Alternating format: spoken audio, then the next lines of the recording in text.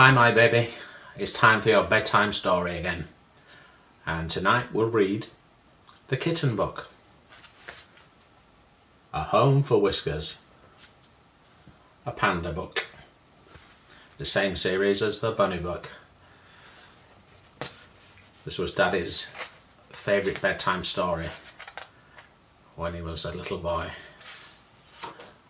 and I still like it now. I wonder what this little kitten is looking for. He seems lost.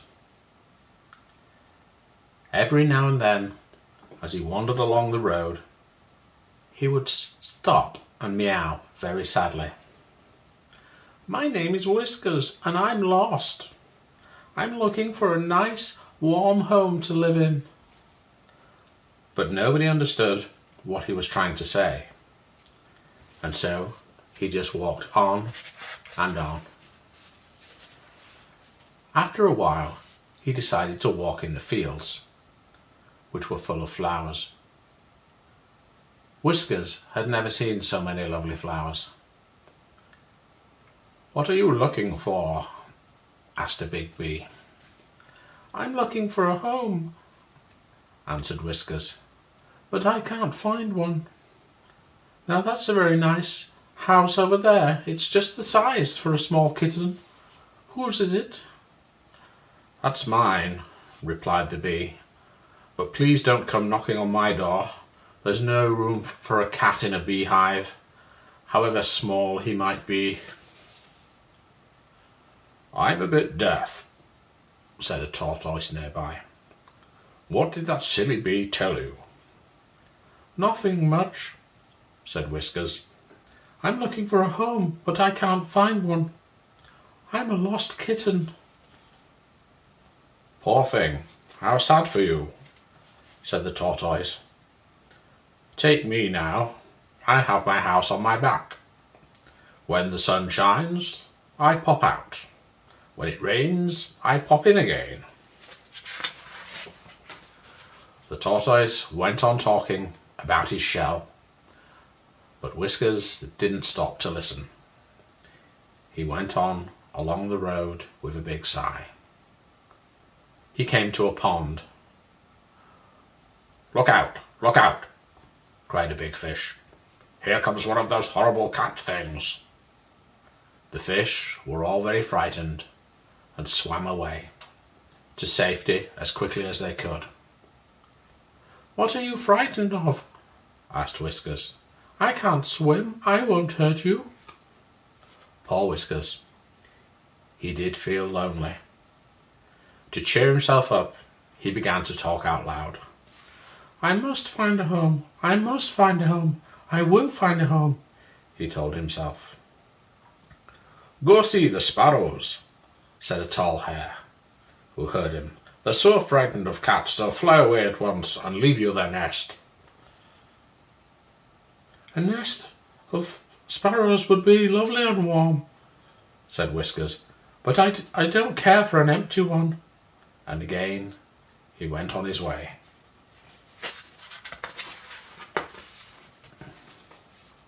Go see the cows, the hare called after him. What a good idea, said Whiskers. I hadn't thought of that, I must say. The straw in the cowshed had just been changed, and Whiskers snuggled down comfortably in its warmth. He began to purr happily. A home at last. I say, said a big brown cow. This is a cowshed, you know. Have you any idea what that is? Of course, said Whiskers sleepily. It's a place for cows and bulls and calves. Exactly, said the cow. And that means it's no place for cats. Off you go. Poor Whiskers had to leave his cosy bed. He climbed some stairs leading to a loft. No luck. The door at the top was locked. Through a hole in the bottom of the door, he could see a lot of rats playing inside. so he began to meow his story as loud as he could. "My name is Whiskers, and I'm a lost kitten." He didn't get any further. There was a great scampering and squeaking. The rats jumped on a big sack of grain and spilled it on the floor. In a few moments, the hole was blocked. When Whiskers still hadn't found a home by bedtime, he decided to sleep in the open air. The next morning, he was very surprised to see a funny wooden house on 4 wheels standing in a field. He scratched at the door, but no one came. When he turned around, he found himself faced with a huge bear. "My name is Whiskers," he began. "I'm looking for—" "Shh," said the bear. "You'll wake up my master." "Oh dear," meowed Whiskers. "And what about you, Mr. Bear? Where do you live?" "My house is at the back," said the bear in a friendly sort of way. "Come with me and I'll show you." But the bear's home wasn't very pretty. It had iron bars instead of a door. "Oh, that's a cage," cried Whiskers. "Yes," said the bear sadly. "I must admit I'd much rather be outside than inside my home." "Once upon a time," said the bear, "I used to live high up in the mountains in a cave with pine trees all around it. In the winter I used to run around in the snow, and in the summer I walked among the flowers all day. I've never seen such beautiful flowers, but it's so long ago now that I've even forgot what colours they were." "And were there kittens up there?" asked Whiskers. "No," said the bear, after thinking a little. "I don't remember any kittens. I don't remember much at all."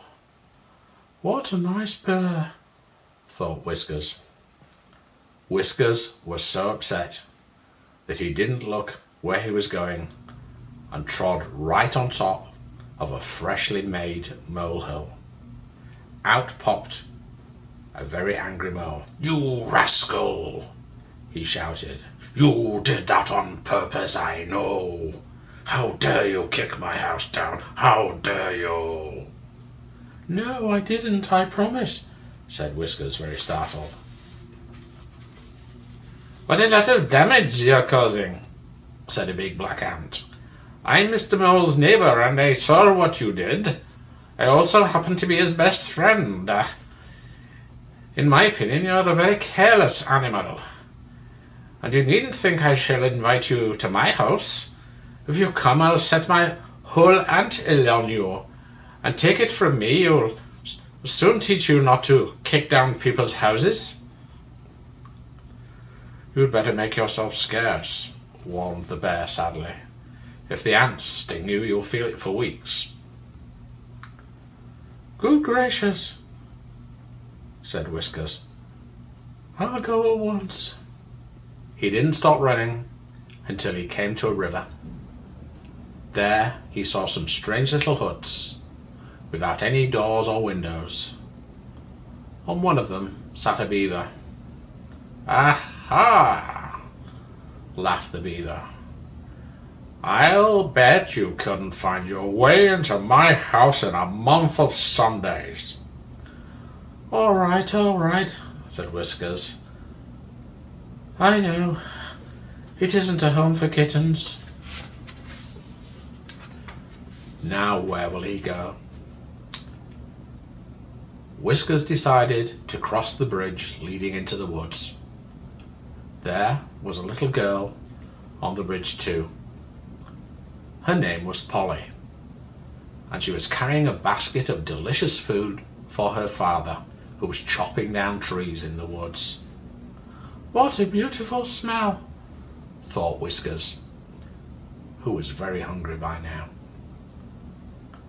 "Why, I do believe I can smell cheese and meat and all sorts of good things. He followed the little girl. Polly was very friendly and kept on turning around to talk to him. The woodcutter gave his daughter a big kiss when she arrived. Then he caught sight of the kitten. "Hello! Have you found a little friend to keep you company on your walk?" "Meow," said Whiskers, looking very pleased. "More of a friend of your lunch basket," laughed Polly. "And why not?" said her father with a smile. They both thought the kitten looked very tired and very hungry. "Isn't he tiny and so thin?" "He's almost certainly a stray," said the woodcutter. "I'll have to give him a little bit of my lunch." He gave Whiskers some meat and a piece of cheese. The kitten gobbled them down and purred with joy. "And that's just a snack," said Polly. "If you want some more, you must jump into my basket, and I'll take you home with me." Whiskers didn't need to be asked twice. He looked so cozy in the basket that when they got home, Polly gave him a cushion for a pillow and put him near a lovely fire.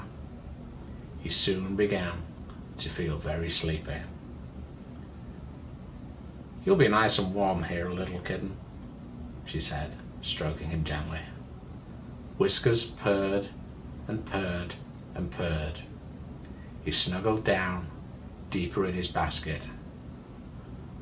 Wasn't this the nicest home a kitten could find?